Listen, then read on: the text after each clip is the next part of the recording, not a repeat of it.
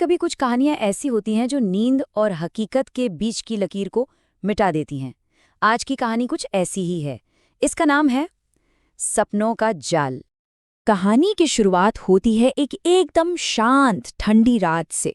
पूरा शहर सो चुका है, सन्नाटा बहुत गहरा है और ठीक इसी माहौल में मनन अपने कमरे में अकेला जाग रहा है। तो ये है मनन पिछले कई दिनों से सोया नहीं है। उसका दिमाग आप कह सकते हैं एक अंधेरी सुरंग जैसा बन गया है जहां से कोई रास्ता बाहर नहीं जाता। इसी चक्कर में उसने कॉलेज जाना भी छोड़ दिया है। वो अपनी हालत किसी को समझा ही नहीं पा रहा, अपनी माँ को भी नहीं, और जाहिर है उसकी माँ की चिंता हर गुजरते दिन के साथ बढ़ती जा रही है। और फिर कई रातों की बेचैनी के बाद आखिरकार नींद उसे अपनी गिरफ्त में ले ही लेती है।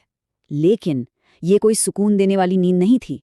ये तो एक दरवाज़ा था जो एक बहुत ही भयानक सपने की ओर खुल रहा था। जैसे ही उसकी आंख लगती है, मनन खुद को एक अजीब टूटी फूटी गली में खड़ा पाता है। चारों तरफ इतना घना अंधेरा है कि अपना हाथ तक नहीं दिखाई दे रहा, और उस गली के ठीक बीच में एक जंग लगा हुआ झूला अपने आप हिल रहा है। और इससे पहले कि वो कुछ समझ पाता, उसे महसूस होता है कि गली की दीवारें उसे फंसाने के लिए धीरे धीरे सिकुड़ रही हैं।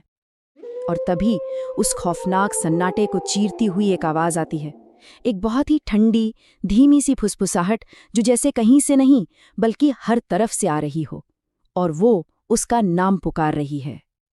अंधेरे में से एक साया सा उभरता है, सफेद कपड़ों में एक लड़की जिसके बाल लंबे और एकदम काले हैं, पर उसके चलने का तरीका वो बहुत अजीब है। उसके पैर जमीन को छू ही नहीं रहे। ऐसा लग रहा है जैसे वो हवा में तैरती हुई सीधे मनन की तरफ बढ़ रही है। जैसे ही वो उसके बिल्कुल करीब आती है, वो अपना चेहरा उठाती है, और बस यही वो पल है जब मनन का डर अपनी सारी हदें पार कर जाता है।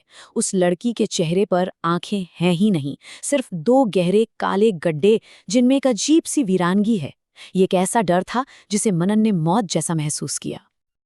और फिर वो मनन के कान के पास आकर फुसफुसाती है, सपनों में आना, अब मेरी बारी है। मनन एक चीख के साथ जाग जाता है, लेकिन डर खत्म नहीं होता। वो डर अब उसके साथ जागती दुनिया में आ चुका है। और यहीं से कहानी उस मोड़ पर पहुंचती है जहां सपने और हकीकत के बीच की दीवारें टूटने लगती हैं। यहाँ देखिए कि ये डर कैसे बढ़ता है। पहली रात एक भयानक सपना आता है। अगले दिन मनन को आईने में एक पल के लिए उसी लड़की का अक्स दिखता है। उसे लगता है शायद ये उसका वहम है। लेकिन दूसरी रात का सपना और भी ज्यादा हिंसक होता है, और अगली सुबह उसकी गर्दन पर असली लाल निशान होते हैं। और ये स्लाइड कहानी के सबसे खौफनाक पहलू को सामने रखती है। एक तरफ सपने में हुआ हमला है, और दूसरी तरफ हकीकत में गर्दन पर मिले असली निशान। मतलब जो चीज सिर्फ मनन के दिमाग में होनी चाहिए थी, अब वो उसके जिस्म पर असर कर रही थी। सपना अब सिर्फ सपना नहीं रहा था। अब तक मनन ये समझ चुका था कि वो इस जाल से भाग नहीं सकता। हर रात सोना उसके लिए एक सजा बन चुका था। तो वो एक फैसला करता है कि वो भागने की बजाय अपने इस डर का सामना करेगा। अगली रात जब वो फिर से उसी सपने में पहुंचता है, तो इस बार वो डरकर किसी कोने में नहीं छिपता। वो अपनी पूरी हिम्मत जुटाता है और उस अंधेरी गली में चिल्लाता है, तुम कौन हो? मेरे पीछे क्यों पड़ी हो? जैसे ही मनन ये सवाल पूछता है, सपने का पूरा माहौल अचानक बदल जाता है। वो जो खौफ था उसकी जगह एक गहरी उदासी ले लेती है। हवा में जो ठंडक थी वो अब किसी के दर्द का एहसास करा रही है।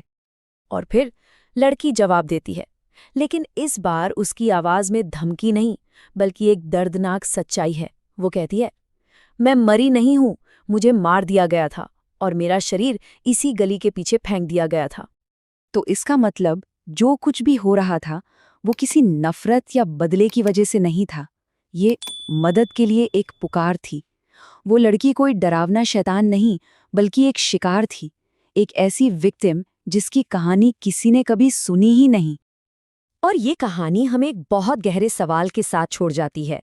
क्या होता है जब कोई बुरा सपना सिर्फ एक डर ना हो जिस पर हमें काबू पाना है, बल्कि एक ऐसी सच्चाई हो जो सुने जाने की मांग कर रही हो।